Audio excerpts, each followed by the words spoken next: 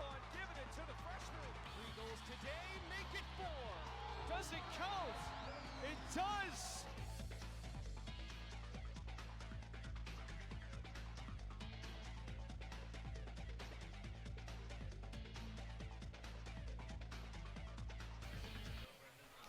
Lac Sports Network proudly presents the CAA Lacrosse Game of the Week. Live from Conway Field at Rafferty Stadium, the 1-2 Fairfield Stags host the first place and number 18 UMass Minutemen. With a win this afternoon, UMass takes home the CAA regular season title. Former Princeton stud Rob Engelke and Brendan Glasheen are with you today. Gorgeous day for lacrosse. UMass can get this thing over with today with the win. If Fairfield pulls this one off, there's still a lot to play for in the CAA with 2 games to go, including this afternoon. Plenty to play for. This is conference play. Games are always tight, no matter where you are in the standings. Looking forward to a good one today. Today's officials for the CAA contest: referee is Daniel Miller, umpire Patrick Kenny, and field judge is Paul Matondo. Will Fox for Fairfield, Noah Rack for UMass. At X, we are good to go. Minutemen and Stags here on Lac Sports Network. Rack has been on a tear. 4th round pick of the Charlotte Hounds this past Wednesday. It's been a fun week for him, I'm sure. Dueling with Fox, and the first ground ball is plucked away by Rack. Quick feed in front, Buddy Carr cutting to the doorstep. UMass turns it over. Faceoffs are going to be a huge key today. Noah Rack, as Brennan said, is an outstanding faceoff guy. Going to be an outstanding one in the Major League Lacrosse as well. Here he does it, pushing it forward, getting a fast break opportunity, but UMass throwing it away. Rack went 12 of 16 at X against Towson last week, an 8-4 win for the Minutemen to go to 3-0 in the conference. Fairfield fell in a shootout with Drexel last time out. Here at home, final score was 16-14. Here's Joe Rodriguez firing on, saved by Scanoni, and he clears out for the Minutemen.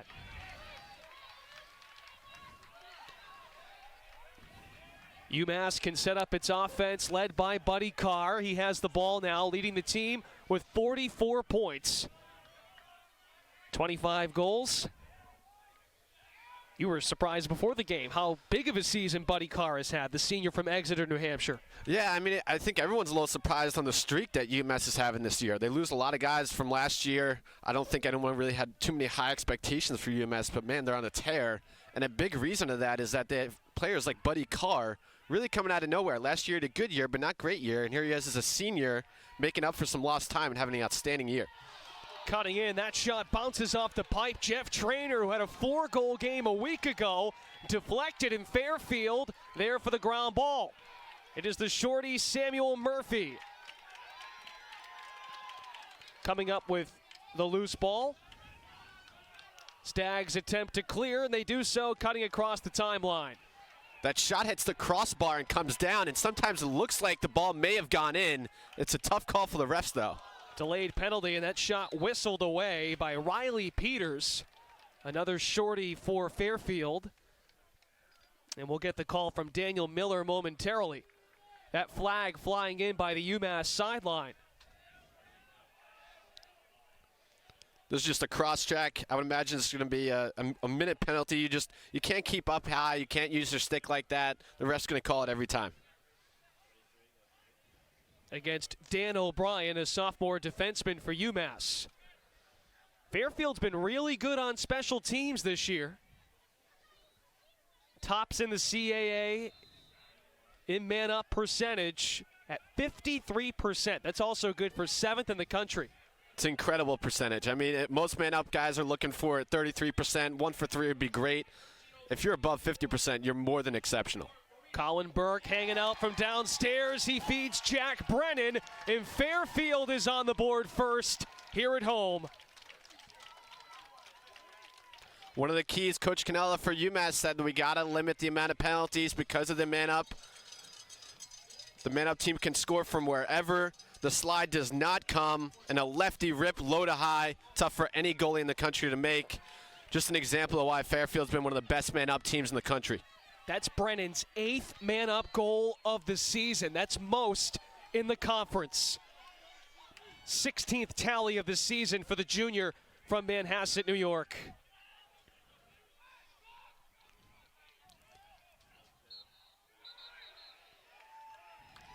Violation by Noah Rack. Fairfield possession after the score. Brennan, a season ago, had just 1 goal. Transferred from Colgate a couple of years ago, and he has been a spark plug for their offense. We know what Joe Rodriguez and Colin Burke can do. You have that man-up EMO star in Brennan to flutter in there. They have a pretty good mix on attack. That's what Fairfield needs. It's kind of been the Colin Burke show for the past few years. They need other guys to really step up and contribute and make sure the defense is spreading out. Otherwise, defense is just going to focus on those 2 players, Rodriguez and Burke, and it's going to be really tough for them to compete. So I think the more some of these other players can contribute, the better off Fairfield's going to be. Drew Murray, one of 10 seniors, skip pass to Joe Rodriguez. Deflected right out in front in the low slot area. Picked up, whistled back in by the Stags. Rodriguez, though, to clean it up and get a new possession rolling. It's been some sloppy play early in this game. There's been a couple of errant passes. There you see a botched clear. We've also had a penalty. It's early on in the game. You can tell that the teams have jitters. It's a big conference game, so it's expected, but the team that's able to clean that up earlier is going to be the team better off. Burke working it back to the near sideline. Here's Dylan Beckwith. Swings it over to Rodriguez. Being draped right now on defense by Jake Mariano, the shorty. Feet over the top of the shoulder, turnover Fairfield, and a good showing of UMass fans down below. They applaud with the caused turnover. Fairfield had 10 seniors honored before the game.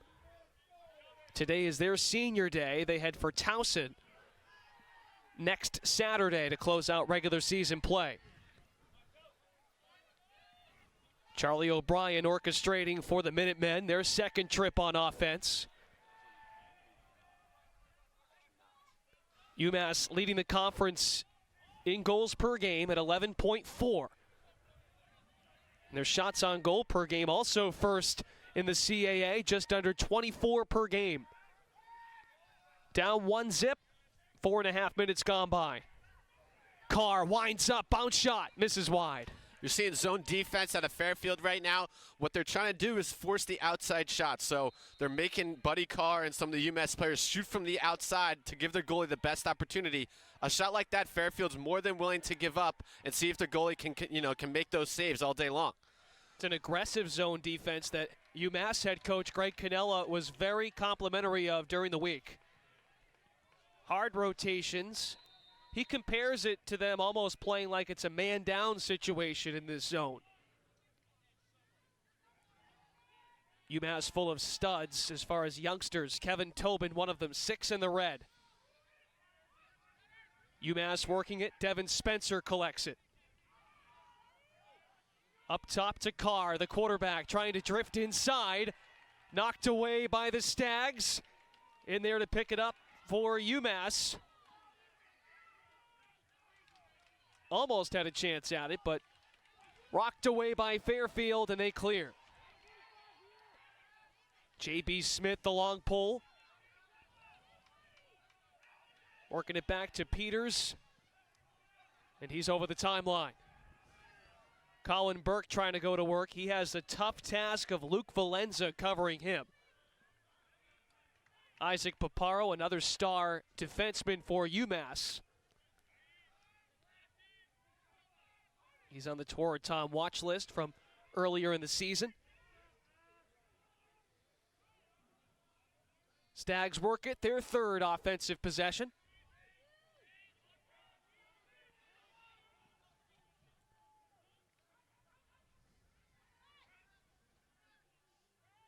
Feed downstairs again to Burke. Sean Scanoni on his tippy toes in cage. Valenza still draping all over Colin Burke. UMass is known for just being a really tough team across the board, from the attack all the way down to defense. They're always really tough kids. And when you can have a big defenseman like that for UMass, they're just kind of an enforcer, hard checks. It makes guys like Colin Burke's day just miserable. Isaac Paparo with the caused turnover. He's 16th in the country in caused turnovers per game. Transition for the Minutemen. Cutting through was Jake Mariano. Almost got the feed. UMass throws it away. A lot of turnovers early in this game. UMass has had a handful already. They need to do a better job of controlling the ball. They really only had one 6-on-6 offense today. They need to do a better job. They've had a penalty and many turnovers today, so they need to clean it up. Just one high percentage shot thus far for the Minutemen. Sean Mckee is in goal for Fairfield. And once again, Scanoni in cage for UMass. He came in 2 games ago for Hampton Brannon midway through the second quarter. That was sort of a turning point for UMass. They squeezed out a win against Delaware and then got the nice win over Towson a week ago at home, 8-4. Flag down again, another penalty for UMass. This is exactly what Fairfield wants. They've had a tough time this year, 6-on-6, but man, have they been efficient on the man-up. So the more man-up opportunities they get, they should drag this out for as long as they can, get as many goals as they can. One of Greg Canela's keys this week, you have to be disciplined against a really good special teams unit in Fairfield. Burke draws a ton of attention. Switches to his right. Looking for a high percentage look. Stags are trying to make the CAA playoffs after missing last year.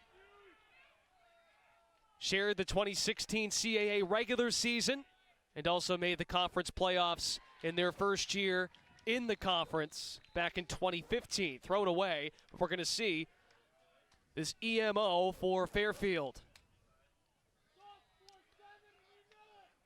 Here's the hit. Another cross check from UMass. It's just too high, and he's getting it with the cross. Then he needs to use his shoulder or use his hand if he really wants to make that hit.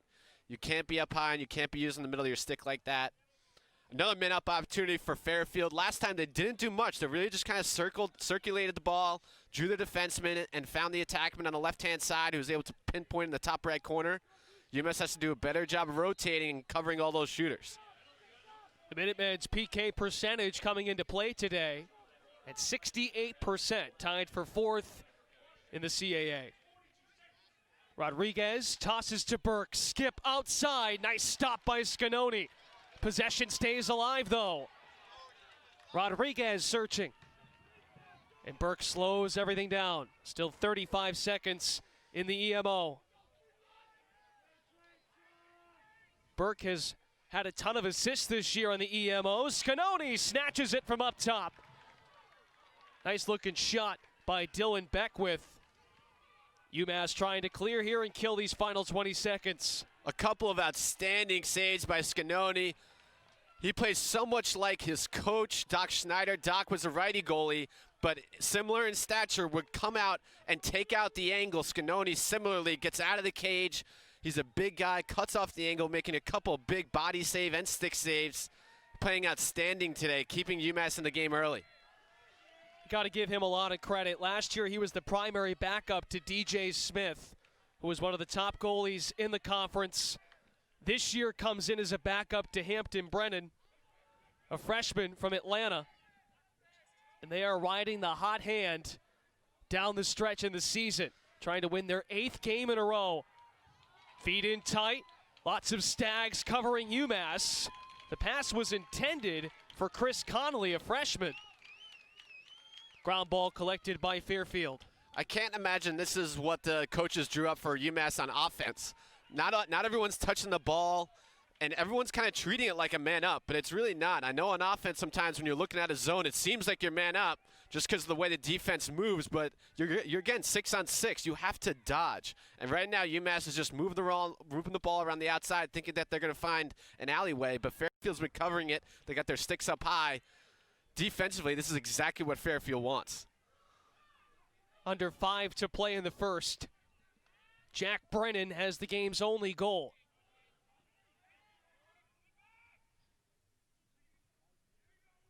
Paparo and Valenza anchor the defense down on the end line.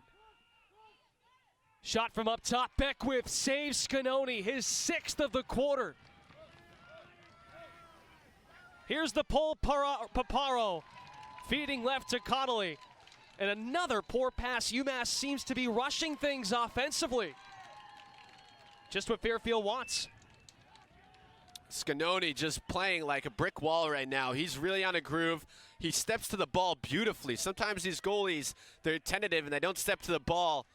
Scanoni really, he gets in his position. He steps towards the shooter, cutting off the angle. Adding that, he's got great hands on him, so he's matching stick for stick. That coaching staff on UMass, you can really tell is paying dividends for him. Scanoni, a junior from East Islip, New York.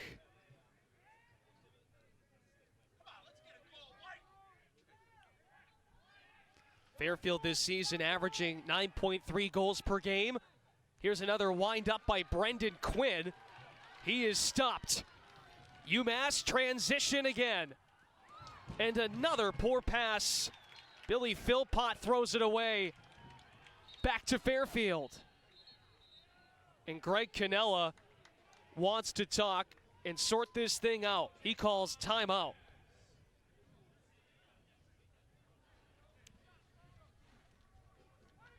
We were thinking at some point a timeout would come, given the discombobulation on offense. Well, hey, next week we've got 1 week to go in April. That means conference play is concluding. We will have 4 games for you live on Lac Sports Network. On Friday, Hofstra will visit these Minutemen at 5 p.m. Eastern Time, followed by Delaware hosting Drexel shortly after at 7:30. Then on Saturday morning at 11 a.m., it's the Towson Tigers hosting this Fairfield team, followed by a matchup of the 2 top women's teams in the conference. James Madison visits Towson at 2 Eastern. Make sure you stay with LSN all weekend long as the conference playoff spots are decided and home field in the men's tournament is determined. The CAA Game of the Week is only on Lac Sports Network. Scanoni's been a rock and cage. That's bailed UMass out. Is the simple message here from Greg Canela just to relax a little bit here on offense? Yeah, I mean, right now the game seems like it's the whole Fairfield team versus Scanoni and goal for UMass. So he really needs to get the other 9 players on the field to wake up. I think the defense is not really getting out and playing the way they should. The short stick middies are making errant passes on fast breaks, so you're either stopping them from running fast breaks and just handing it to the attack so that we prevent these turnovers. And then offensively, they really need to start attacking the defense. It's too much passing on the exterior and treating it like a man-up. They need to almost just kind of mentally pretend like they're playing against a man-to-man defense, win your one-on-one matchups, draw the slide, and find the players on the backside. Because right now, they're not doing anything too much to really make Fairfield defense life too tough. I mean, the goalie really, I don't think he's seen a shot on cage yet. So they need to do a better job of penetrating the defense and dodging with intensity. Already 5 turnovers for the number 18 Minutemen. There's Greg Canela in his 24th season. A couple of games back, he earned his 200th career win at Drexel. This UMass team won 7 games all of last year. The highlight of their season was upsetting Hofstra in the CAA tournament down in Towson. Yeah, this win streak of theirs is one of the better ones in the league right now. 7 games in a row, playing outstanding lacrosse, end to end. I can't imagine most players or most fans out there would have anticipated this, but it's CAA lacrosse. It seems like one team out of this conference every year surprises people. It's a great conference, always competitive, great blue collar type players, and UMass is a team this year that seems to be stepping up. Its last loss was against now number 2 team in the country, at the time number 1, the Albany Great Danes, who got a win last night over Binghamton after a long layoff. That loss to Albany was 18-9, but since, Greg Canela's team has been on a tear, ripping off 7 straight, as Rob just mentioned, going for 8 in a row. And a chance to lock up the CAA regular season with the win. Colin Burke is denied. Scanoni again, playing on his head right now. Backed up by the Stags. They'll keep things rolling offensively. Quinn plays catch up at the top with Taylor Strow, a junior and a freshman respectively, under 2 to play here in the first. Low scoring affair at Rafferty Stadium. Last we checked, down in Towson, the Tigers have a 5-4 lead on Delaware at halftime. Bounce shot from way outside.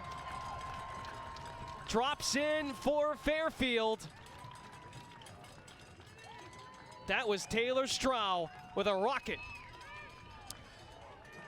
The dodge doesn't do much, but yet UMass hedges, and it leaves enough room for Stroud to just get his hands free. An outside shot from about 15 yards. Picks the lower corner. That slide there from the UMass defense seemed a little unnecessary for me. They're kind of creating offense for Fairfield, but credit Fairfield and their offense and their shooters. They're staying aggressive. Doesn't mind that Scanoni is making saves left and right. They're still going at him. And I like the placement there. Low and away, overhand. Just a great shot. 2-0 Fairfield. And Fox wins the draw against Noah Rack. Strau's 10th of the season. That's just his 4th goal not on the EMO. We have another timeout here on the field. Andy Copeland using his first. Hey, don't forget, tomorrow we have lacrosse action on a Sunday on Lac Sports Network. It's the CAA Women's Game of the Week. Women's matchup from Delaware Stadium. The Blue Hens host William and Mary at 1 p.m. Eastern. The CAA Game of the Week is only on Lac Sports Network. Andy Copeland wants to settle things down on his side. His team out to a 2-0 lead. UMass at 8-4, 3-0 in the conference, and the reason why it's important to bring up Towson Drexel, or Towson Delaware, I should say, that's going on right now down at Johnny Unitas Stadium, is because, well, Fairfield is rooting for a Towson win, given the fact that Delaware beat this Stags team to open up conference play a couple of weeks ago. And should the Stags take care of business here today, as we said in our opening preview, that causes a lot of chaos, but a lot of fun for viewers and fans of the conference going into next week. Let's see if UMass can settle things down and go for their first goal. This team is the leading scoring team, not just in the conference, but they're a top 20 scoring offense in the country. They've limited face-offs with the lack of scoring. Edge to Fairfield, you'd think. As we approached a minute to play here in the first.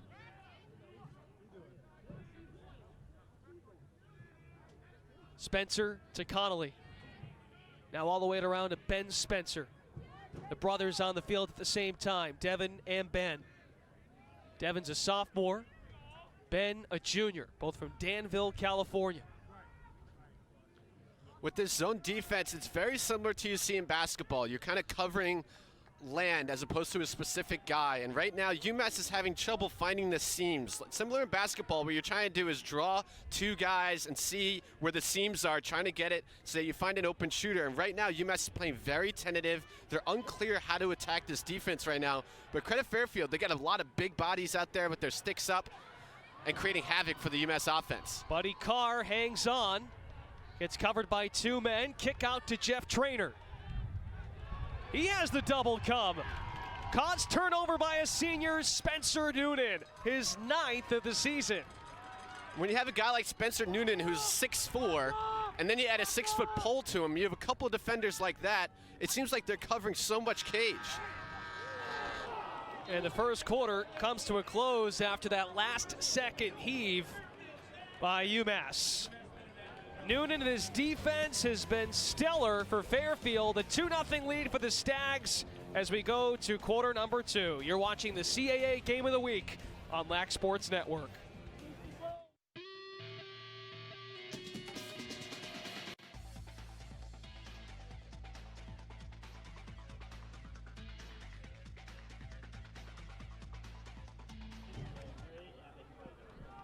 Welcome back to Fairfield, Connecticut.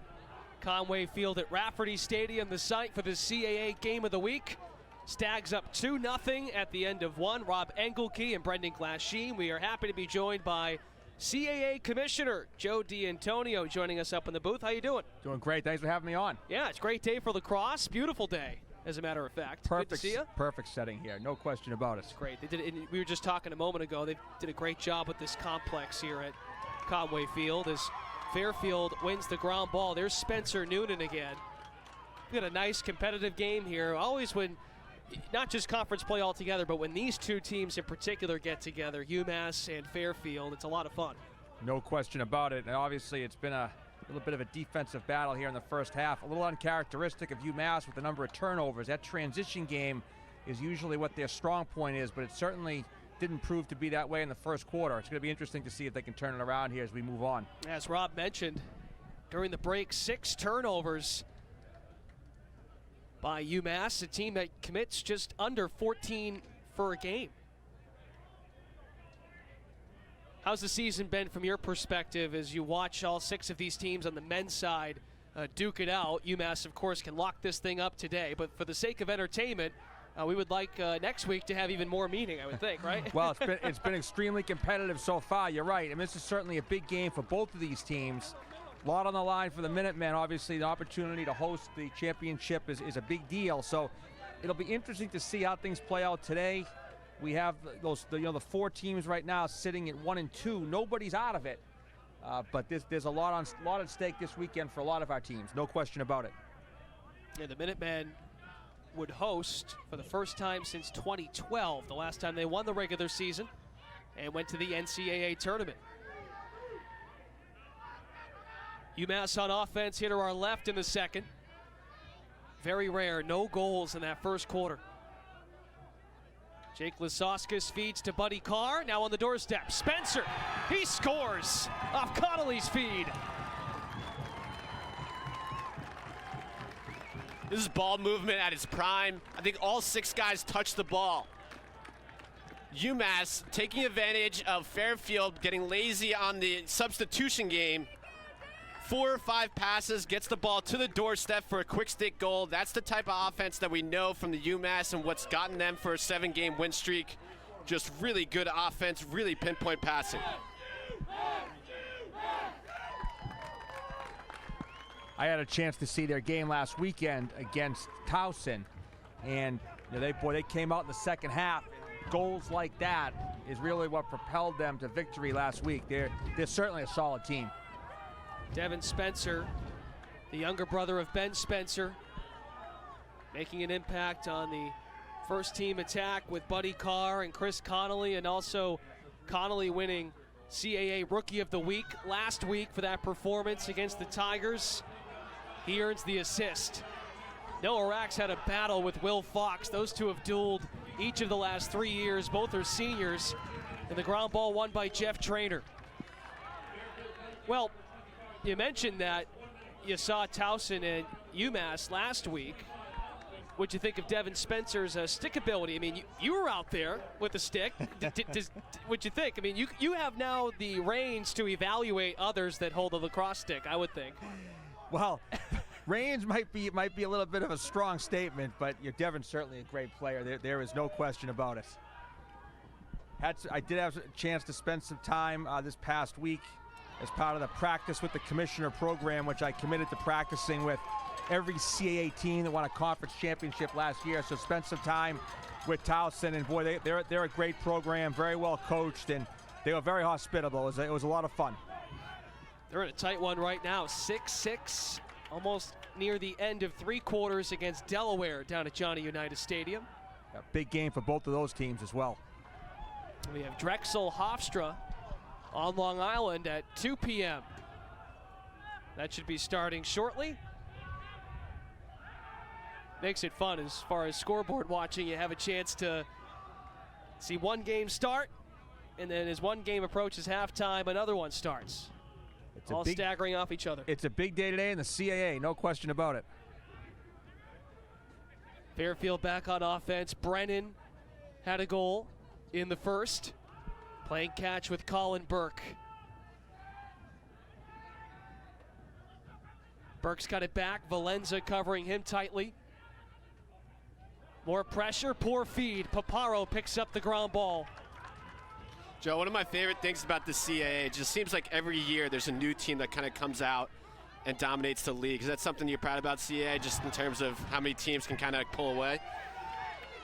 Well, I would agree with that. We're proud about that, but I think we're also proud, and that what you've just referenced, I think, is an example of how the talent in the league and the quality of play in the league is just expanding every year and growing every year. It's certainly something that we've tried to make a priority within the conference office. I know our member institutions that sponsor the sport have certainly ramped things up. And you know, our goal is to be a very quality league and present quality teams as it relates to the sports of men's and women's lacrosse. And I really feel like we're making big strides there right now. You got a feel for Greg Canela in his 24th year. It's been a little bit since his team has gotten off to such a hot start in conference. The longest tenured head coach in the men's game. He's all class over there on the UMass sideline. No question, no question. Somebody I thoroughly enjoy spending time with and talking to. Extremely knowledgeable about the game. Great coach, the way he represents his institution in the conference, and certainly even a better person. Here's Kevin Tobin, feed to another freshman, Chris Connolly. More than 5 minutes gone by in the second. 2-1 Fairfield. UMass with the most recent goal from Devin Spencer. Spencer back to O'Brien. Tobin makes his move. Connolly skips out. O'Brien fires. Save Mckee.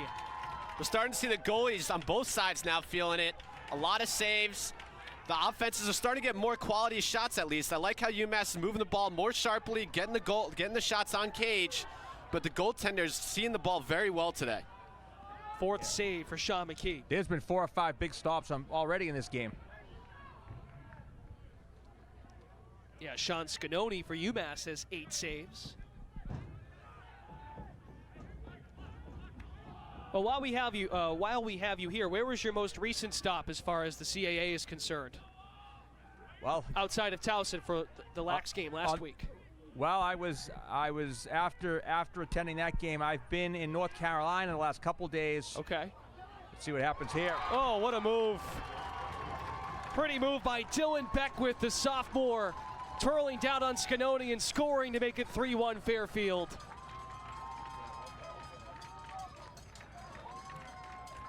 Good ball movement from Fairfield here, getting the ball to the backside, and just an incredibly crafty move. The toe drag from the lefty, creating an angle and shooting around his defender, creating an incredibly tough vision for Scanoni, probably unable to see where the shot is coming from. I like his placement, low and away to the far pipe. Just a great effort by Beckwith, an outstanding player for Fairfield.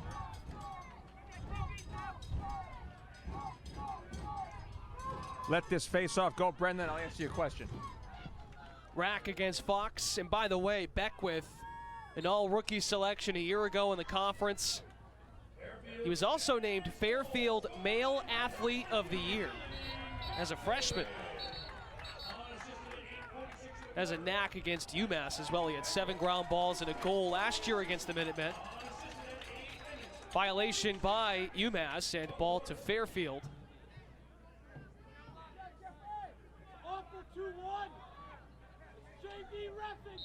And the Stags will go back on offense. So we have our men's and women's tennis tournament going on right now at Elon University in Elon, North Carolina. And just down the road about an hour on the campus of NC State at a golf course called Lonnie Pool, we have our men's golf championship. So I was actually at both of those events yesterday.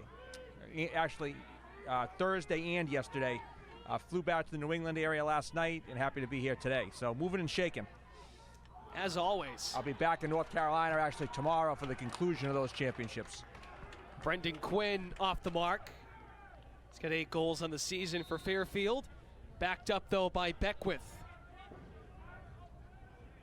Talked about Greg Canela. Andy Copeland's been around a bit as well. His 10th season with Fairfield. And since they've been installed into the CAA a couple of years ago, Andy Copeland's made his mark in this conference as well. No question. Just a tremendous coach. Had a chance to catch up with him a little bit before the game. Andy's just somebody I really enjoy being around. He's about as an intense individual as you can find, but I love our conversations because you can just tell he's lacrosse through and through, and I love talking to him. We're midway through the second 3-1 game. Beckwith, the last one to score on the Fairfield side. UMass has one goal from Devin Spencer. The Minutemen with the win today lock up the CAA regular season title.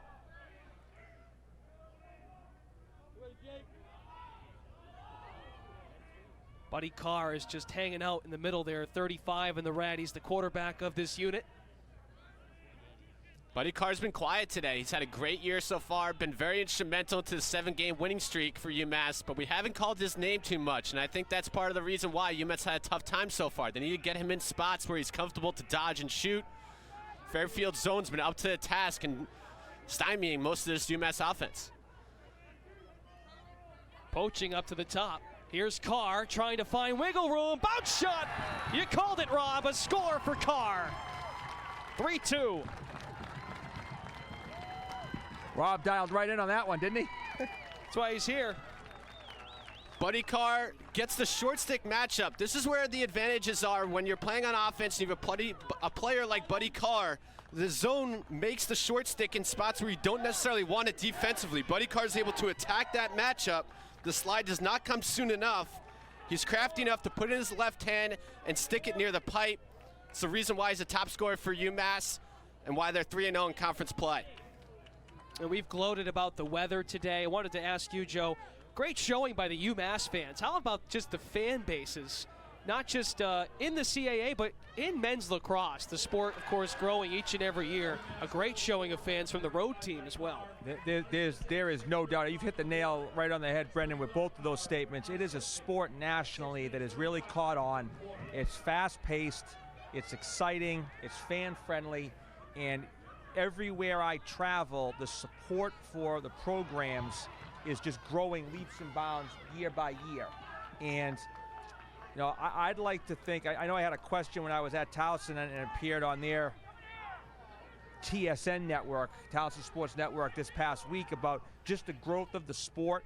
And I do feel as though you're going to see institutions begin to add the sport on both the men's and women's side here as we go forward, because it's really just picking up popularity by leaps and bounds. And there are now 70-plus Division I programs nationwide.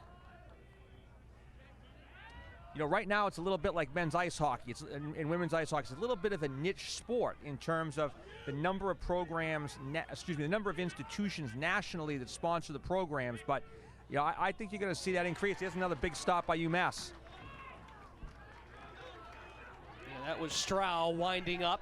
Scannoni's had a really nice first half. That was his 9th save. 3-2 game. Nail biter in Fairfield. Buddy Carr able to reel in that pass, and UMass can slow things up. And I'm sure last year for the conference, Towson going to the Final Four has amped up the intensity, and of course we're proud to have our relationship with the CAA here at Lac Sports Network. Great first year for us and you guys as a conference to get Towson there, and that's really amplified things, I think. Well, there's no question, and you know, let me just speak for a minute here on our partnership. We appreciate it as well. It's been a great partnership. CAA and LSN, we can't appreciate it more, and really enjoy working with you folks, and can't tell you how much the support means to us in the conference. And I think you've hit the nail right on the head. You know, I made a statement at our meeting this past year, and I mean it. We have the potential to win a national championship in this sport. There's no doubt in my mind, and Towson proved that last year. I mean, two wins away from winning the whole thing. And there's no doubt that that's the kind of conference we have and the kind of talent we have within this conference. Jeff Traynor, feed, bounce shot. Mckee with the save. He leaves cage and escapes from trouble. Both goalies, Rob, outstanding. A really great display of goaltending. Both of these goalies, they have the strategy of cutting off the angle. What you're seeing is they actually play 3 yards outside of the goal. Sometimes you see goalies, I know at Princeton, our goalies were taught to stay kind of on the goal line extended and try to use their hands and make as many saves with their hands as they can. These goalies are really out in front and making a ton of body saves and cutting off the angle, and it's been working very well for both of them so far. All right, Andy Copeland calls timeout with 3:33 to play in the second. 3-2 ball game, Fairfield up by a goal. And both goalies, as we just mentioned, have been terrific. 9 saves for Scanoni and 4 for Mckee. I know you've been scoreboard watching. You have any updates for us on that Delaware-Towson game? Yeah, Towson's pulling away a little bit here. It looks like there's 7:47 to go in the fourth quarter. Towson's up 10-7. Okay. And a lot of teams, you'd think, with 4 1-2 teams, one of those including Towson and Fairfield here in front of us, Drexel and Hofstra starting after 2 o'clock. Those teams are fans of Towson right now, given the way Delaware's played so far. There is no question. We got a lot of programs watching that scoreboard right now, absolutely. How about things on the one hit on the women's side as well? We have a game of the week tomorrow, William and Mary and Delaware getting together. Your assessment of the women's game this year in the CAA? Well, it's a similar situation, extremely competitive conference. This year what we've seen is obviously 2 teams that have vaulted themselves a little bit to that upper echelon category, both ranked nationally. Last time I checked, I think it was maybe JMU was 4 and Towson was either 7 or 8. Correct, yep. And that's going to culminate, I heard you talking about earlier, that's going to culminate next weekend right on LSN. More than likely that game is going to be for the CAA regular season championship. I will be at that one next weekend, and that's certainly going to be a great matchup. 2 very quality women's programs. On the practice with the commissioner program, I had a chance to practice with the JMU women a couple of weeks ago.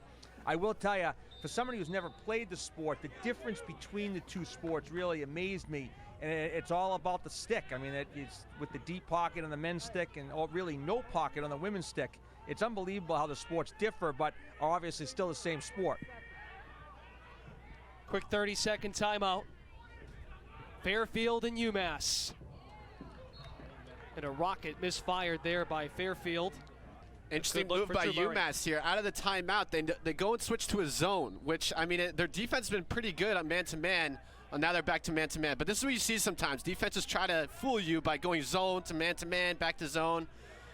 But so far, I really feel like UMass's defense, their man-to-man, they're winning their matchups so far. Fairfield's had a tough time.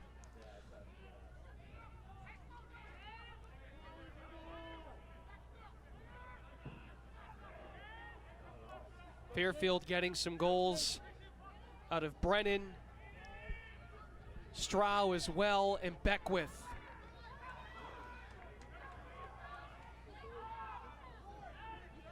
Far side, Drew Murray off the pipe, races for it, and he did dive to attain the backup.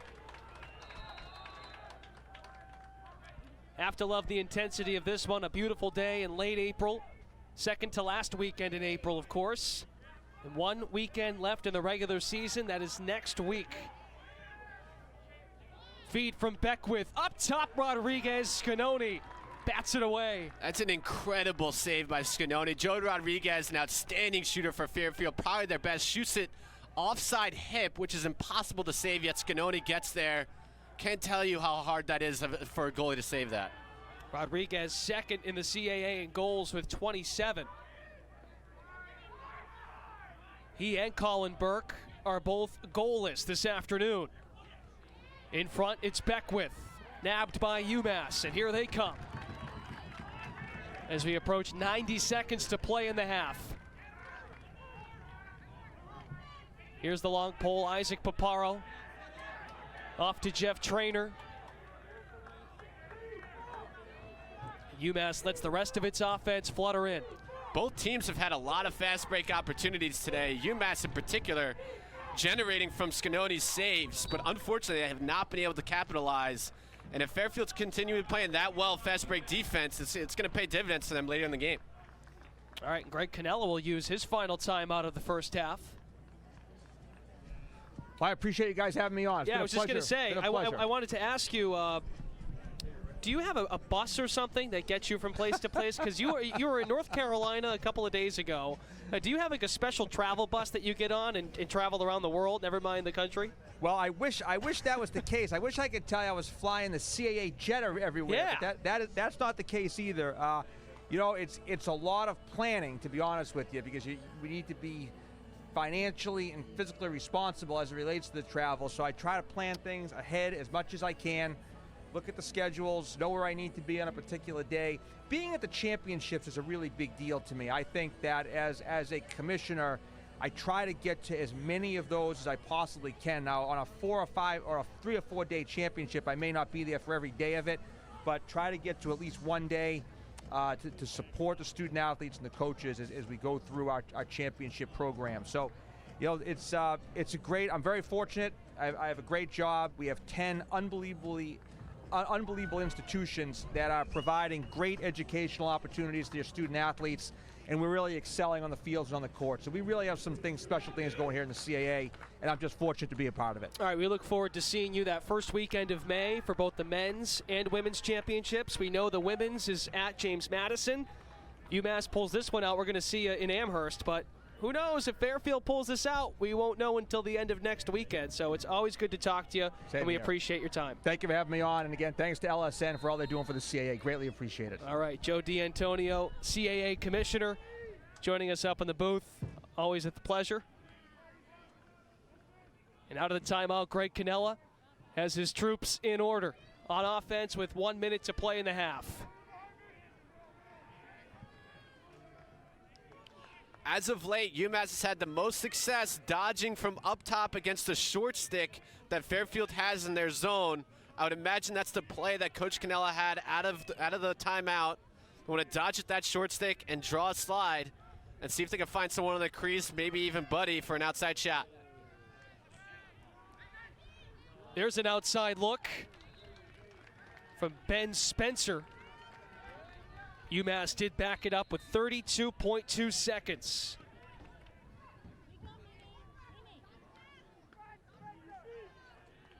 Vasaskis flips it out to Trainer. 20 seconds.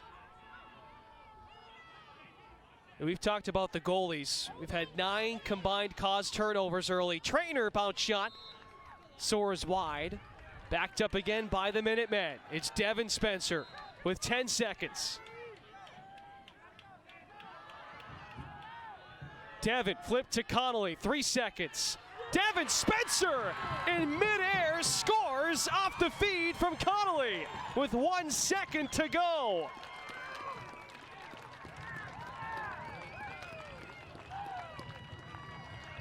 This is just great two-man lacrosse. This is a play that they've practiced before. It's a slip, and he finds the guy just on the crease, a quick stick. He knows he's going to get a hit, and he's able to wear it and finish it. These are the type of seams that open up when you're playing a zone. Offensively, you need to find them, and you need to know when you're on the crease, you're going to get hit. This is a great play. It actually ends up in an and one. Fairfield gets called for the foul and gives up the goal. Just 1 second left in the first half. Devin Spencer's second of the game.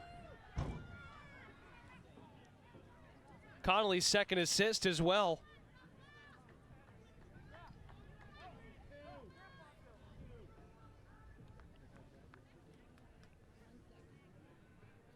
The Spencer family tree just continues to flourish at UMass.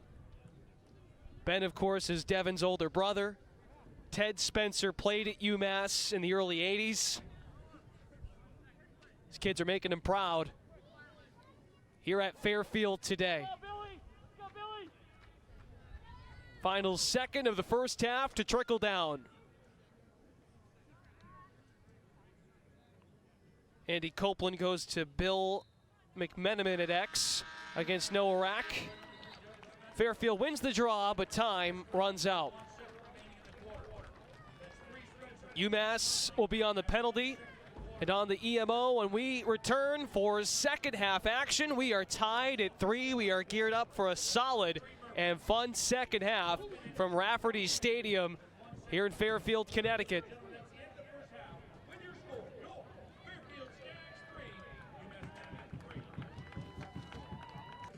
Back at Rafferty Stadium in Fairfield, Connecticut, UMass and Fairfield tied up at 3. CAA Game of the Week on Lac Sports Network.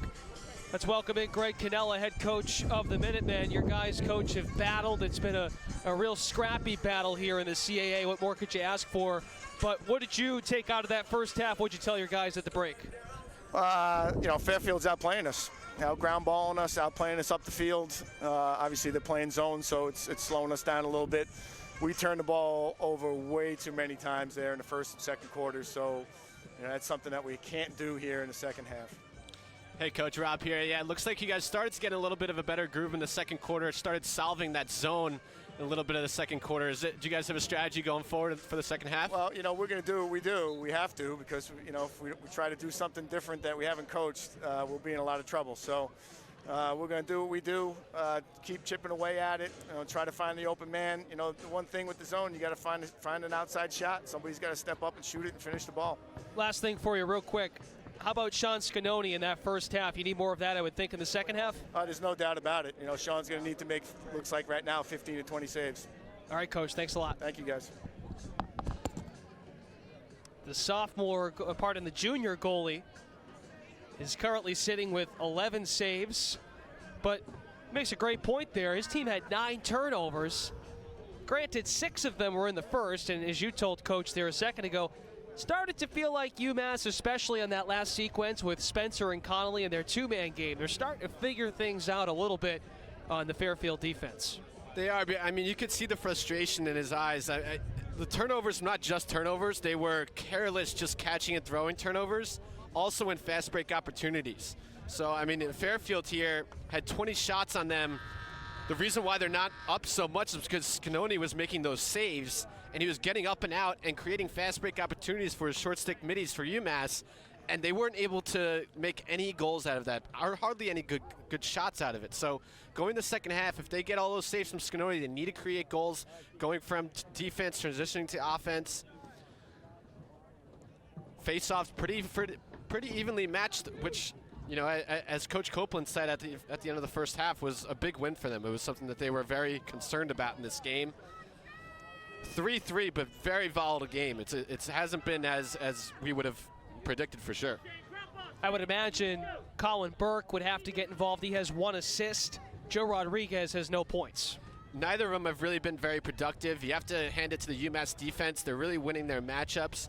But I agree. I think both of them, in particular, really need to be more aggressive. Joe Rodriguez had a great opportunity in the first half. An outside shot from about 10 yards wide open, but Scanoni from UMass was up to the task. So they really need to solve. This goalie got really hot in the first half, so they're going to have to put good quality shots on early to take him out of that groove. If you're just joining us, we're getting geared up for the second half. Brendan Glasheen with Rob Engelke. Fairfield, UMass, CAA Game of the Week. UMass wins today. They win the CAA regular season. Fairfield is happy because Towson, moments ago, locked up a 13-7 win over Delaware at home. So Towson moves to 2-2 in the league. Delaware is now 2-2. If Fairfield can win this game, they're 2-2. Drexel and Hofstra are underway right now. One of those two teams is going to come out of today 1-3. So someone in that Drexel-Hofstra game, whether it's the Dragons or the Pride, someone's going to have a big hill to climb and essentially out of the race for first place. So we could have a total of 4 2-2 teams should Fairfield win today, as opposed to 4 1-2 teams going into this weekend. UMass, of course, would still have the upper hand with the loss today at 3-1, but makes things a little more interesting going into next week. Noah Rack won 4 of 7 faceoffs for UMass in that first half up against the senior Will Fox, and Rack wins this one. UMass back to work on offense here on the right side. Their 3 goals have been made up of Buddy Carr and 2 from Devin Spencer. This is UMass's first man-up opportunity today. There was a foul right at the end of the first half that also ended up in a goal. So this could be a huge swing. They were down 1, tied going into the half now. Now they're man up to their first opportunity to go up. The Minutemen man-up percentage at 33%, third in the CAA. Then again, Fairfield reps the top penalty kill percentage in the league, but a score for UMass. Buddy Carr is second. Really nothing fancy here, just a little rotation, and Buddy Carr just finding the seam.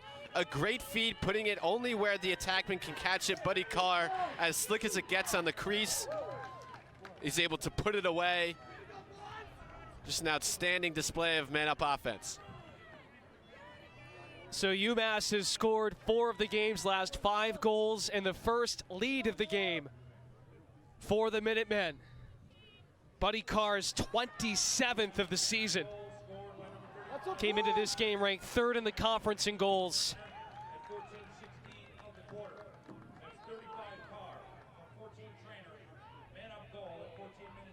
It's also Carr's 6th man-up goal of 2018. Turnover here by Fairfield. UMass trying to capitalize. Connolly had his stick bat of the round. Carr is in there as Mckee left cage on the Stag side, and a whistle blows. Staying with UMass.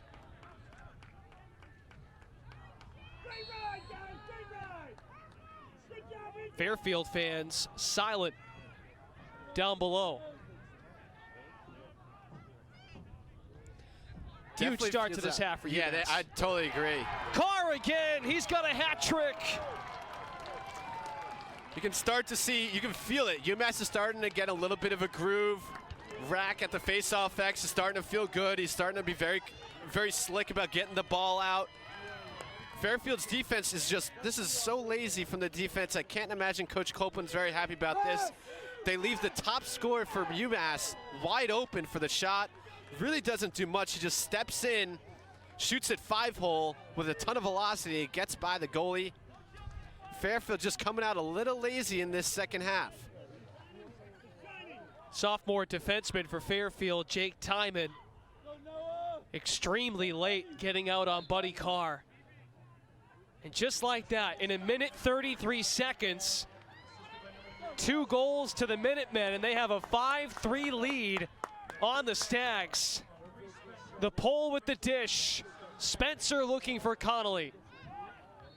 Throw it away by the Minutemen, and Fairfield aims to clear here. It really may not seem like much at the time, but really that goal at the end of the first half for UMass, where they were able to finish it with 1 second left on the clock and draw the penalty, which allowed them to be man up to start the second half. It doesn't seem like at the time, but it really just takes so much for the team into the first half, into the locker room, and UMass clearly came out with a ton of more energy than Fairfield, and now they're up by 2. UMass has scored the last 4 goals in the game. Almost halted that run, Fairfield did. But Colin Burke was drilled down. He has no answers. Scanoni with another save, his 12th. 2 away from his career high. Here's an angle for Philpott. Bottom shelf, he scores. Making a 5-0 run for UMass, and they are up 6-3 on Fairfield. Something we were talking about at the break, a Scanoni save creating offense. So far in the game, UMass has not been able to take advantage of their fast break opportunities. That ends here. Number 23, Philpott, makes an outstanding effort. Those are the type of goals that creates a huge momentum swing and a lot of energy for the team. 3 goals in 2 minutes and 40 seconds for UMass. That sideline to our left is fired up. Down 3-1 at one point. They've racked off 5 in a row. Philpott getting involved with just his 6th goal of the season. They certainly answered the call. As you said, Greg Canela didn't look pleased 5 or 10 minutes ago on the sideline. His team has responded. I mean, Fairfield looks incredibly sluggish right now. Really, just let's kind of recap what just happened for this last goal. We were talking about how Colin Burke and Joe Rodriguez needed to come out and contribute more. Colin Burke, one-on-one with the goalie, doesn't even fake. He has his stick low, shoots low, Scanoni for UMass in the goal is able to match stick for stick, makes another save. He's been a brick wall today. Gets the ball up and out, creates a fast break opportunity, 6-on-5. UMass finally able to score in a fast break. And here they are up by 3, just putting on a clinic end to end right now. What would you say to the Stags if you were Andy Copeland? Well, I think, we need to stop Rack at the X because now Rack has won 3 in a row now. So let's try to win the face-off and just kind of get your first. That's one of my favorite lines, right? Win the first ground ball, win the first shot, win the first, goal. Just try to get the first right now. Don't worry about what happened. Be the first at everything right now. So they need to be better. I mean, at the end of the day, Colin Burke and Joe Rodriguez need to step up on offense. The defense is definitely sluggish right now. They were all over the place with the zone in the first half, so they need to pick it up. Just generally, the energy level needs to pick up for Fairfield.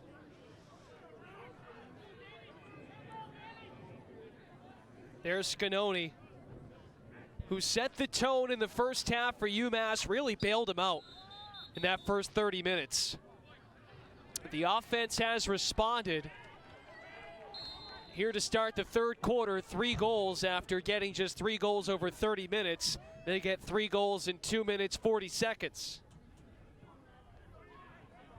And to Rob's point, there's Will Fox' first face-off win of the second half, after Rack won the previous 3.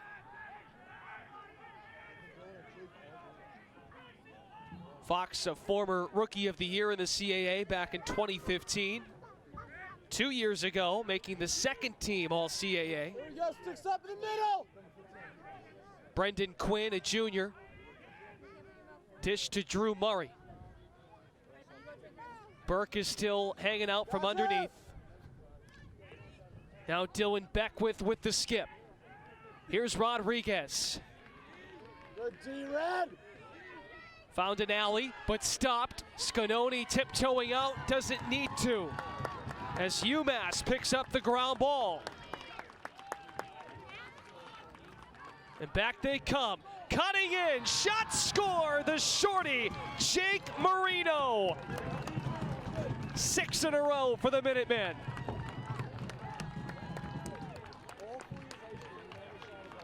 This is what UMass was missing in the first half, was these unsettled goals.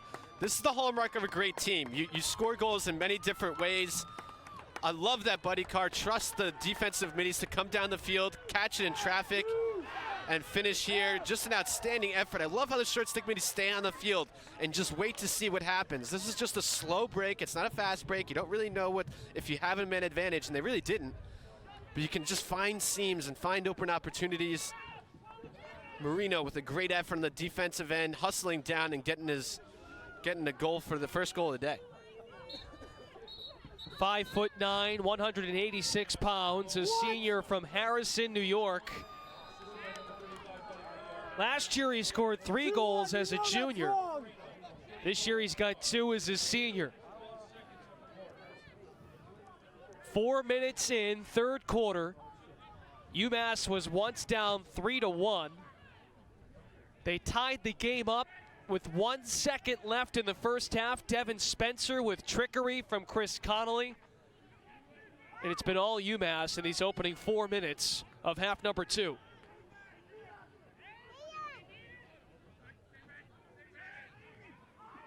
How do the Stags answer?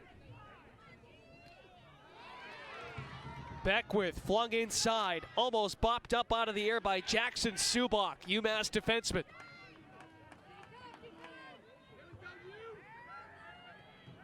They have Burke down on the end line, near side. 42 in the white. Feed to Rodriguez. Down to Burke.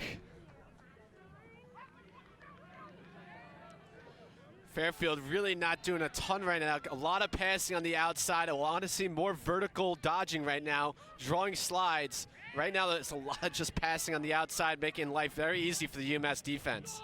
You mentioned it. UMass switched to a zone late in the first half, sticking with it here. But jumping out right on outside shooters the minute the ball moves to the perimeter. Pick set for Colin Burke, who has just 1 point today. Near side. The refs Shot now clock put the is shot on. clock on. Yeah, I'm surprised it even took that long. I think this is the first time we've seen it today. For such a low-scoring game, surprised we haven't seen the shot clock more today. Cutting in, no angle for Murray. But they get a fresh clock, a fresh possession. Taylor Stroud.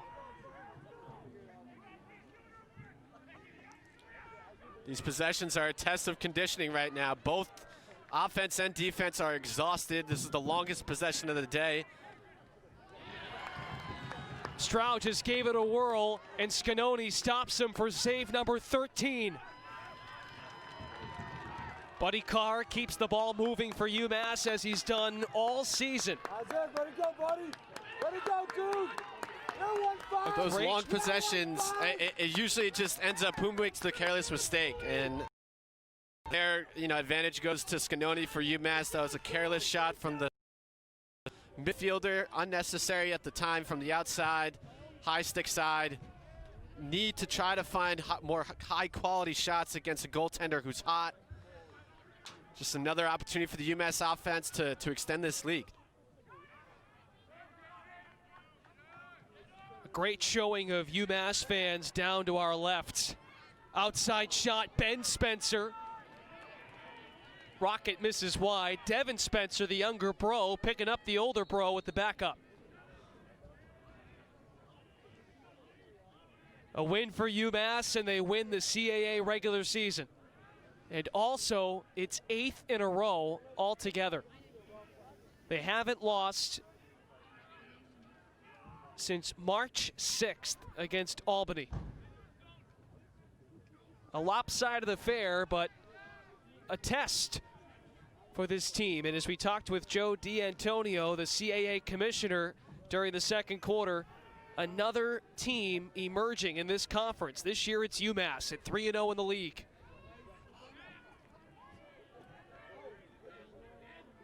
Ben Spencer, flip to Trainer. Connolly there fighting for the ground ball. And Mckee and Cage got out of there and flips it off to his rest of his defense. Flag does come down.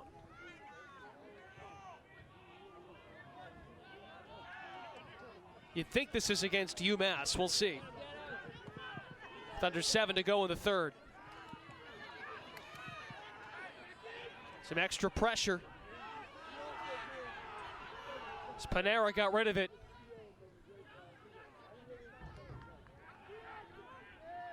Drew Murray for the Stags was waving his hand down on the end line. He thought he had an opening to score.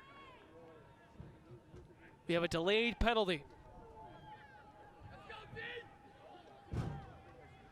Fairfield now with a free possession. They need to find a way to get closer shots. Right now the UMass defense is just making them shoot from the outside 12 yards.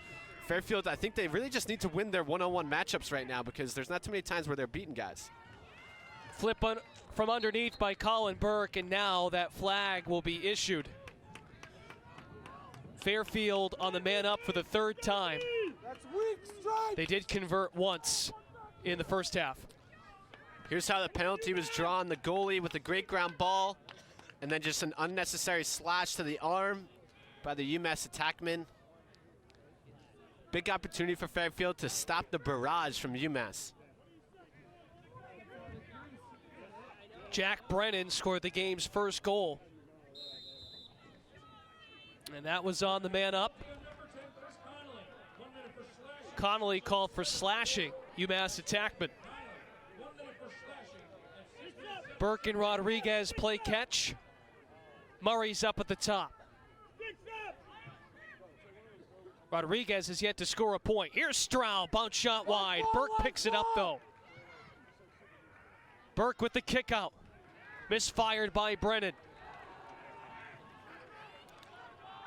You can see why they're so effective on this man up. Their ball, their passing is just, their ball movement's outstanding. The ball is really not in their stick very long. It's in and out of their stick very quick. Makes it very tough for the defense to create that rotation, to get there on time. It's a great model for younger kids to know how to play man up. 7th best percentage in the country at 53. Launching down to his feet. Murray could not put it home. Just run, just run! And a new career high for Sean Scanoni in cage. 15 saves for the junior. What a game for him today. Carr just winds up and just misses wide left. Going for his 4th goal of the afternoon.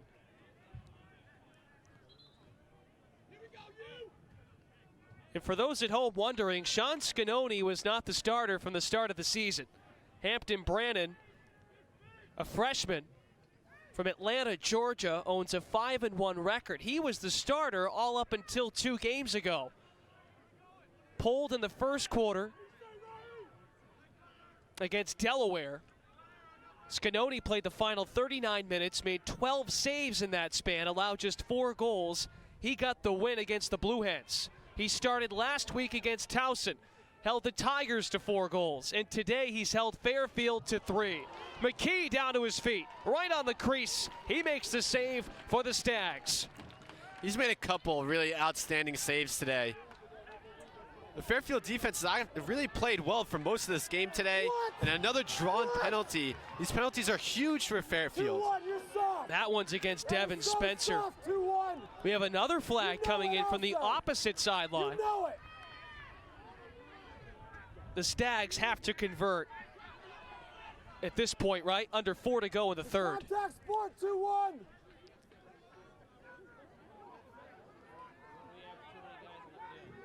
Trainer a 2-way midi up on Rodriguez. A third flag comes in. All over the place. Shining in the sunlight here at Rafferty Stadium. Burke has a one-on-one matchup. That's Luke Valenza. Don't want to match up on him. He's a senior and a stud on defense for the Minutemen. Back over to Brendan Quinn. Short stick Philpott on him. If you're Fairfield, honestly, you haven't been able to be too productive 6-on-6. Now they're 6-on-7. I would honestly just throw the ball out of bounds and get your man-up opportunity. Front side! Front side! Front side! Beckwith looking for room.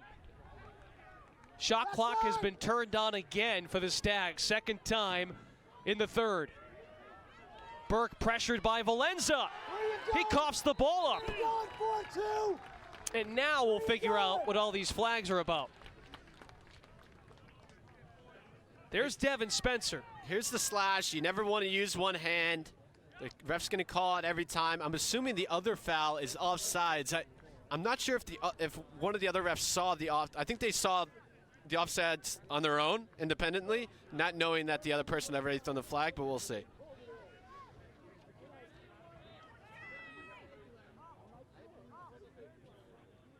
Jeff Trainer, one of the victims.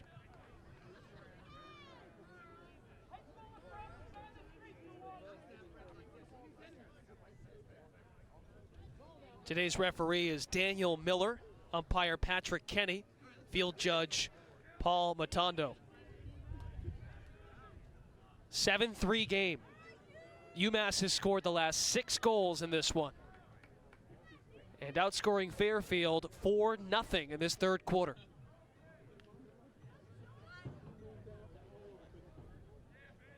One more flag to pick up.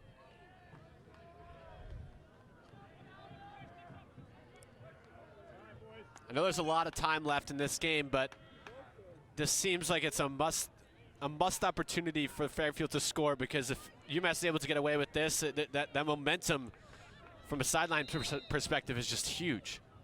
So it all ends up being just Trainer as the officials sort this thing out. Regardless, Fairfield has an EMO. 4th one today. Rodriguez over the crossbar, misfiring.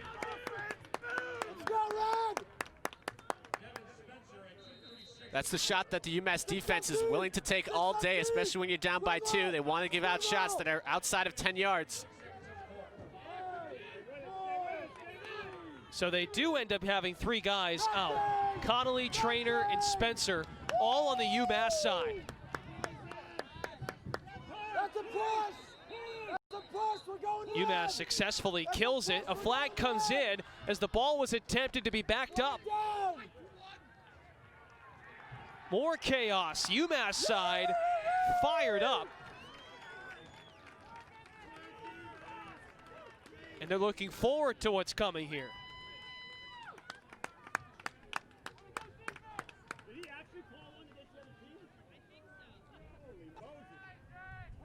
It wouldn't be CAA lacrosse without some chaos. Brennan was down on the ground. That's Mckee Sheehan for Fairfield, 37 in the white. He was also involved in that scrum. Just another doorstep save by Scanoni. Colin Burke, another opportunity on the goal line extended. Does not take the extra step. I like how he at least fakes up high, but Scanoni doesn't fall for it. His stick was low, kept his legs tight, and made another doorstep save. Those are types of shots that Colin Burke normally finishes every time. But Scanoni just feeling it today. UMass down 2 men. Does not allow a goal. We'll see how the refs settle this, but it will be UMass ball. 2 penalties? Serious? You serious? 2-1? 2 penalties issued. Mckee Sheehan is on the Fairfield side. He's in the box. And for UMass, Isaac Paparo, their defensive captain.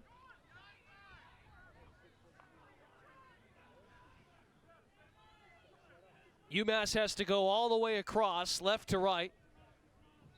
Successful thus far today on the clear, 14 for 15. Valenza plays catch. Crossfield with Jackson Subak. He crosses over to Philpott. 4 minutes, did I hear that right? Or 1 minute, pardon me. On Paparo.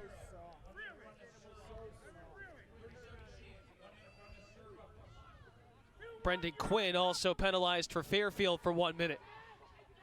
Marino the shorty. Pardon finding Trainer. That's another goal for UMass. Trainer's first of the day. Make it 7 in a row for the Minutemen. Up 8-3 on Fairfield. Just 5-on-5 lacrosse. A dodge down the side, move it to X. A great feed up top. Trainer, open shot, able to finish it. It's just, it's so tough to wear when if you're Fairfield, you're up 2 guys on men up, unable to convert. UMass quickly gets down the field and able to get another goal on the board. And Fairfield's now a man down. These are tough punches to wear at this point in the game.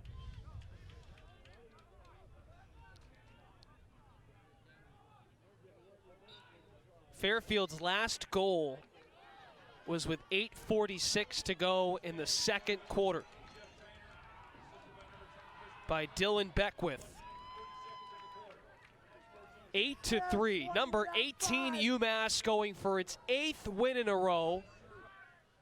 Its 5th win in a row on the road, and also, most importantly, a CAA regular season championship for the first time in 6 years with a win today.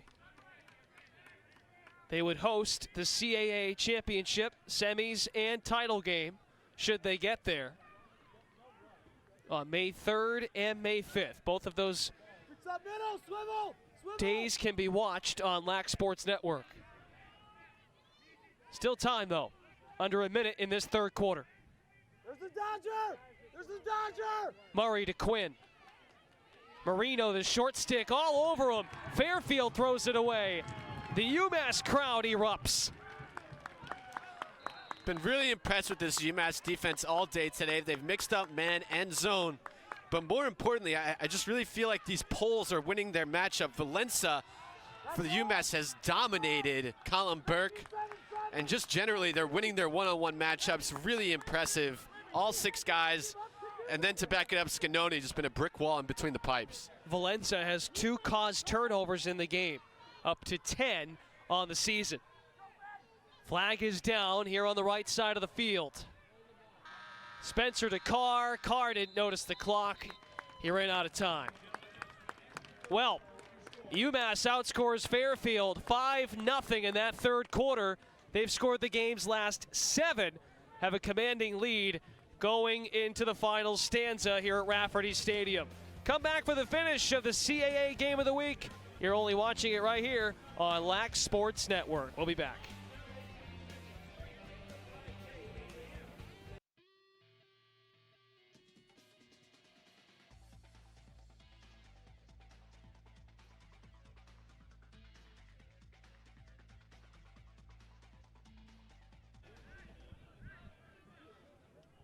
Welcome back to Conway Field at Rafferty Stadium.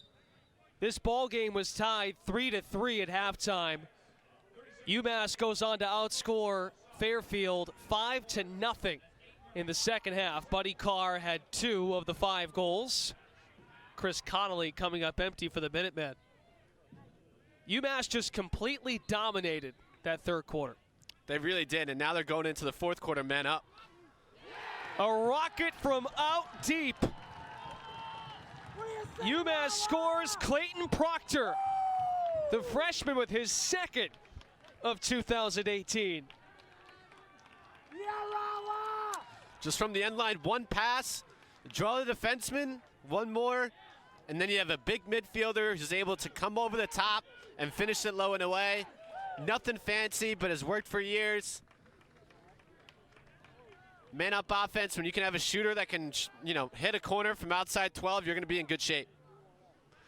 Proctor from St. David's, Pennsylvania. He primarily plays in EMO situations. Drew Murray was in the box for Fairfield for 30 seconds. That didn't take long, and make it 8 straight goals for UMass. Noah Rack loses his stick. Ground ball is still there. Rack chasing after it. Spencer Noonan plucks him from behind. And Philpott jumps on it. The discipline of this UMass team in the second half is extremely eye-popping. We had Greg Canela on the air moments before the second half began, and he simply put it, Fairfield outplayed us in that first half. While UMass did score a late goal to end the first half, I think Coach made a really good point, and he got his message across during the intermission.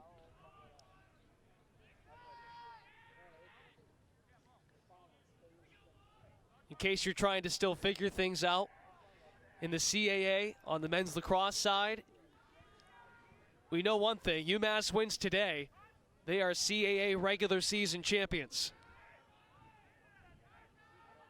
Ben Spencer, guarded tightly by the shorty, Riley Peters. Ground ball nabbed by Devin Spencer. Kick out to Ben, throws it away, intended for Buddy Carr.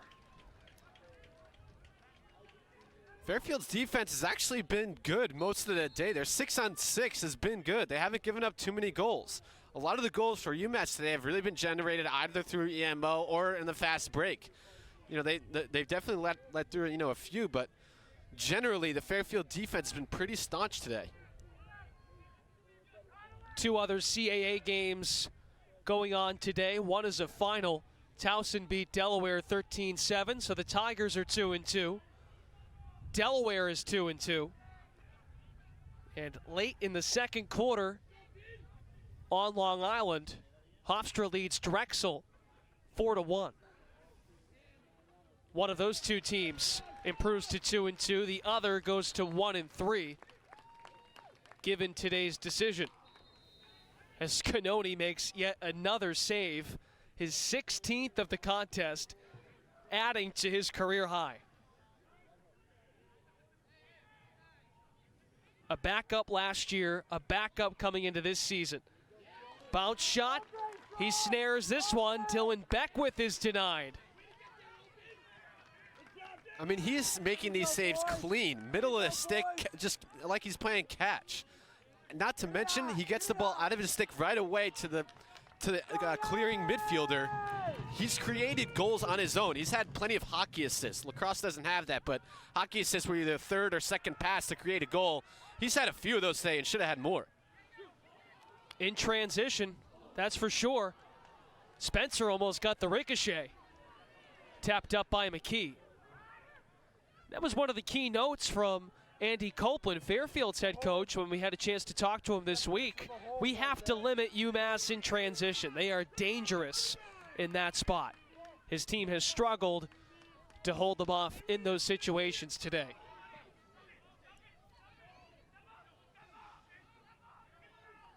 Stags are coming up on a streak where they haven't scored in almost 2 quarters. 30 minutes of action. Ground ball picked up by the Minutemen. Luke Valenza speeding ahead. Just run! The pole dishes off to Shane Rinkus. UMass can settle it down. Settle! How about this UMass crowd in front of us? They have been up and at it pretty much all game despite the slow start.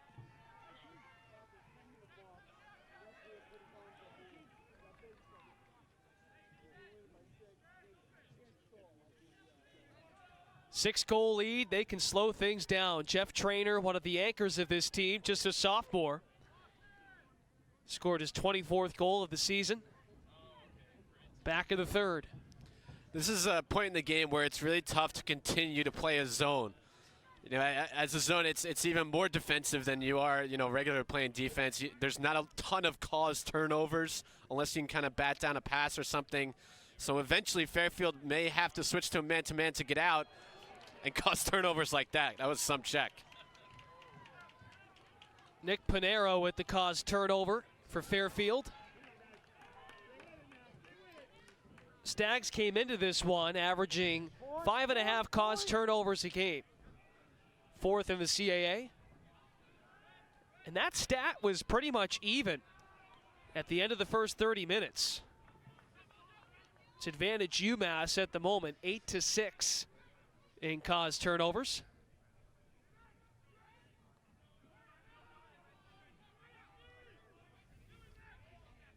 Beckwith with the skip instead of feeding off the screen. Colin Burke heads over to back it up. Burke has not scored today. Neither has Rodriguez. We said that at halftime, still the case here in the fourth quarter. Going into the game, Rodriguez had over 90 shots today. Both of them. I can't imagine Rodriguez has had more than 3 today, honestly. He's really been very silent, hasn't carried the ball too often. Burke has had his chances, but Scanoni has had his number really, in terms of one-on-one. Beckwith flipping it off, careless pass, turned over. Isaac Paparo with the caused turnover. Connolly the flip, and the shot, score. Buddy Carr with his 4th. The freshman Connolly making terrific dishes here this afternoon. That is his 4th assist of the game. This is the transition offense we know and love from UMass. Cause turnover or a save. Gets it into the long stick middy's hand. The 4-on-3 that you practice every day, all day. And then just a no-look feed from the freshman, making it look like he's done it for 4 years. Creates a one-on-one opportunity for Buddy Carr, who you know is going to finish every time. It's also 9 consecutive goals for UMass in this game. We've barely talked about Noah Rack at X. It's been sort of an even-keeled battle when you look at the stat sheet. Rack did dominate in the first half. Fox has evened out those numbers to equal level here in the second half. But if, let's say, Rack's having a really, really good day, and this offense produces like this, UMass is going to be a tough out in the conference tournament. Particularly if Scanoni keeps playing the way he's playing. That too. I mean, he's played top 5 goalie type level today. He's making saves look easy, and they're really not. I'm very impressed with the play out of him. This is my first time watching him, and he can be a force going forward. Here's Carr going for number 5. Mckee denies him. We're almost midway through the fourth quarter. Fairfield begging for a goal in some fashion.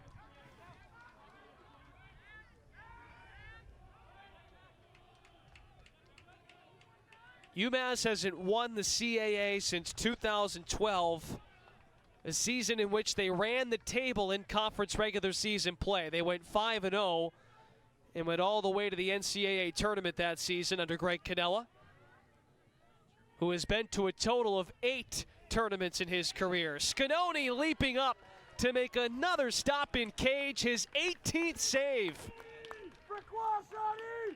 Jeff Traynor in transition. Bounce shot attempt. Connolly with another feed, and Buddy Carr almost put it home. Spencer fighting for the ground ball. Liam Duraz trying to cause some sort of discomfort for Fairfield on the defensive end, but no answers. The vibe in this game has completely changed from what we saw at halftime. A 3-3 game. Fairfield came out rocking. UMass has just silenced this side to our right, and the Fairfield sideline has been silent in this second half. And that's really been the case since the clock started for the second half. Ben Spencer, an absolute rocket. 8th of the season for Spencer. 10 goals in a row for the Minutemen. The onslaught continues, just good ball movement through X. But really, the rotation is just too slow for Fairfield. They can't let that happen. That's too open of a shot for a midfielder like that. He's right-handed strong, comes over the top 5-hole. That is just got to be so intimidating if you're a goalie in between the pipes. That's a big guy shooting with a ton of velocity in between your legs. That is a very tough save to make, especially at this point in the game. UMass just piling on now.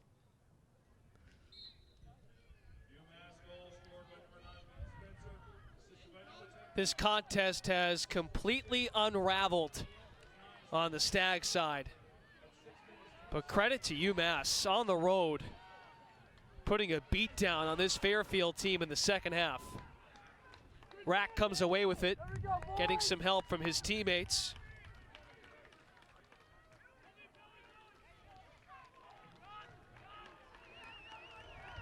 The thing is, too, we've talked about UMass offensively. Their transition game has been good. When they have to score 6-on-6, they can go to Buddy Carr.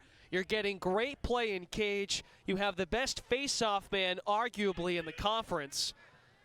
It's all clicking simultaneously today. And it didn't start great, but they stuck to their stuff.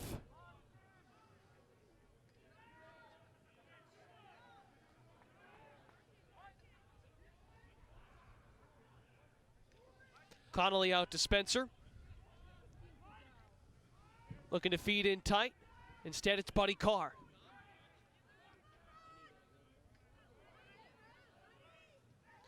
I'm interested to see how teams play against UMass going forward, because I really think that the zone's given them trouble today. They haven't done a ton.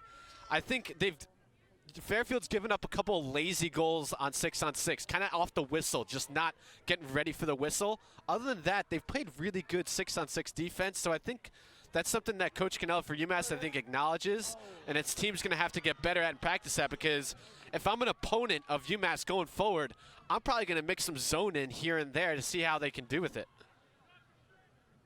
Hofstra is the next test for UMass, and that game is on Friday, April 27th. You can watch it right here on Lac Sports Network.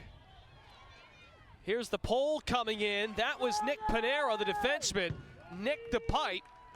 Nothing's going for Fairfield. They can reset as we approach 4 minutes to play. That game, while it might not mean something should UMass win today, they'll have the CAA regular season locked up as Scanoni just continues to play on his head right now. Hofstra's looking for revenge after what happened last year down in Towson. Dan Muller hitting a 35-yard shot as time expires to end what was a program-setting, record-setting season for the Hofstra Pride. Again, that's a 5 o'clock start. One of 2 games on Lac Sports Network next Friday. Drexel and Delaware at 7:30 Eastern.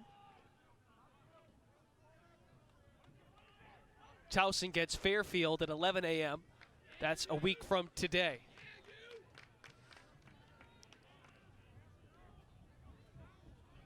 Dom St. Laurent. Dump over the top. Now a feed in tight. Trainer got the shot off. Devin Spencer to back it up. Well, after seeing this effort today from UMass, we have 3 minutes left. They're going to let this clock dwindle as much as possible. How impressed are you with this team? I'm very impressed. I mean, you can definitely see the brand of offense that they want. They want to create offense from their defense. They like causing turnovers. They have defensemen that can get on your hands, that are violent, that create unforced turnovers, then cause turnovers. They like their goaltenders to make the save and get it out and up quickly, because then in the fast breaks, they let their defensive middies stay on the field for a little while. So if the fast break isn't there, they allow the slow break to develop and see if there's any seams. So that's the kind of offense that they want. They want to get the ball into Buddy Carr's hands on the outside or on the inside to really let it loose. So I think, you know, that there is a formula to beat them, but if you don't stop them that way and it's no rack gets hot, I mean, you can see it like this. It's just, it's pulverizing. It just seems like they're everywhere, and it's hard to stop. Going into the season, UMass was picked to finish 3rd in the CAA behind Towson and Hofstra. The Tigers went to the Final Four, so there's no issue with naming them the preseason favorite, but they lost 6 of their top 7 scorers from a year ago. They've had some mid-season suspensions as well that have hurt their momentum. It's this one off the mark for Fairfield. UMass takes a timeout. That last shot coming from DeRoss.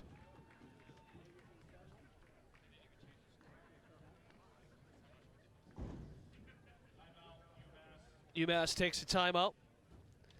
Hey, don't forget, every Tuesday night at 8:30 Eastern, watch CAA Press Pass, an in-depth look at all things CAA lacrosse, including highlights and interviews with the conference's top players and coaches. CAA Press Pass every Tuesday at 8:30 p.m. Eastern, only on Lac Sports Network. So we mentioned Towson and what they did last year to deserve that top ranking preseason. Hofstra brings a lot back. They lose their best player, Josh Byrne, while they do have Jack and Cannon and Cage. They lost some pieces. UMass comes in behind at 3rd. They were out to prove that they could win this thing. And they are in great shape. Up 8 with 1:45 to go. They win this ball game, which it's looking like they will. They will win the regular season for the first time in 6 years.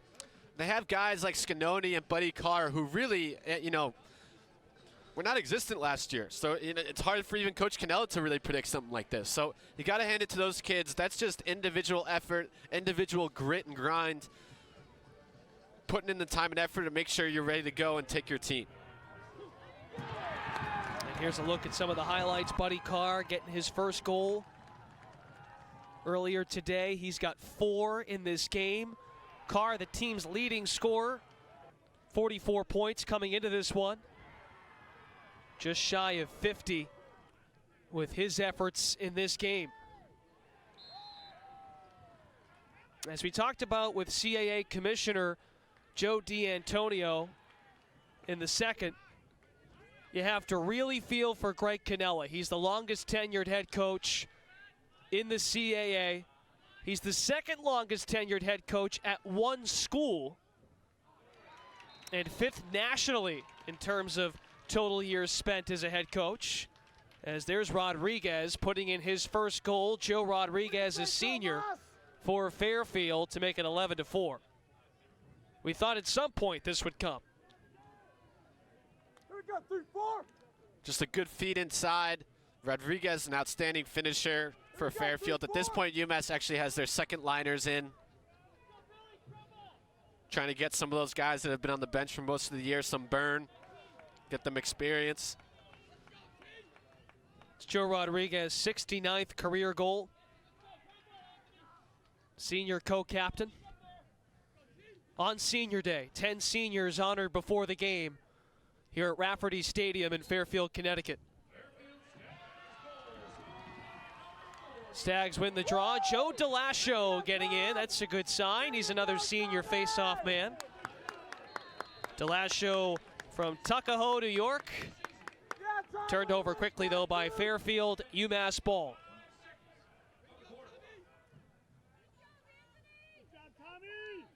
The CAA is going to go through Amherst, Massachusetts. Due to this effort today by UMass, the Minutemen 3-0, looking to go to 4-0. And fitting going into the week. First time they were in the top 20 this year. Proctor trying to run it out. He goes to Jesse Lung, who was a stud at the end of last year.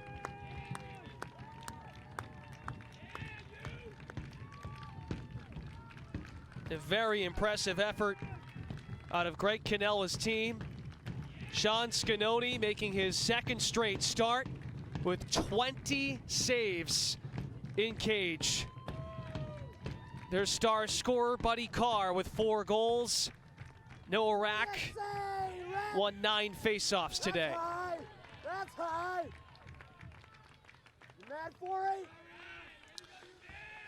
A name that really won't appear on the score sheet is Valenza, number 45 for UMass. I thought he had an outstanding game this senior. The anchor of an outstanding defense for UMass. Holding the Fairfield offense to only 4 goals, really only 3 all in the first half. It's just an outstanding effort all around by the UMass. For the first time since 2012, the UMass Minutemen are CAA regular season champions. They win their 8th game in a row, their 5th game in a row on the road. And they improve to 4-0 in conference, an 11-4 win over Fairfield. They used a 10-0 run, trailing 3-1 at one point in this game to go up big. Across the board, we mentioned goaltending in the first half. Sean Scanoni kept them in this ball game. The offense got going. They scored 3 goals in the first 2 minutes, 40 seconds of the second half. Buddy Carr got his game going, and Noah Rack was consistent pretty much from the get-go. When you have all those categories going, everything in sync, hard to believe this UMass team was not going to pull it out today. Yeah, I think there's certain points in the game, too, that proved to be very important. I think coming out in the second half, or at the end of the first half, UMass had a goal and a foul, so that to start the second half, they were men up. And they just came out with a ton of more energy with Fairfield, scoring the first 3 goals, Rack getting the first 3 face-offs. And then later on in the third quarter, Fairfield was actually up 2 men on men up, unable to convert. UMass gets the ball back, and very quickly in the next offensive possession is able to score a goal. So they really just grabbed momentum in early on the second half and never let go of it.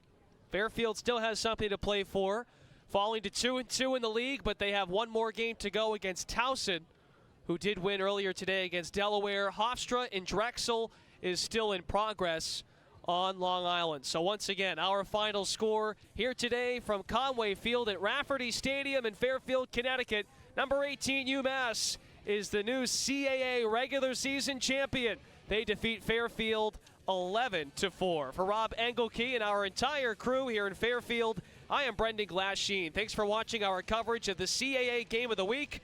Coming up next, it's the Lacrosse Now postgame show live from the LSN Broadcast Center.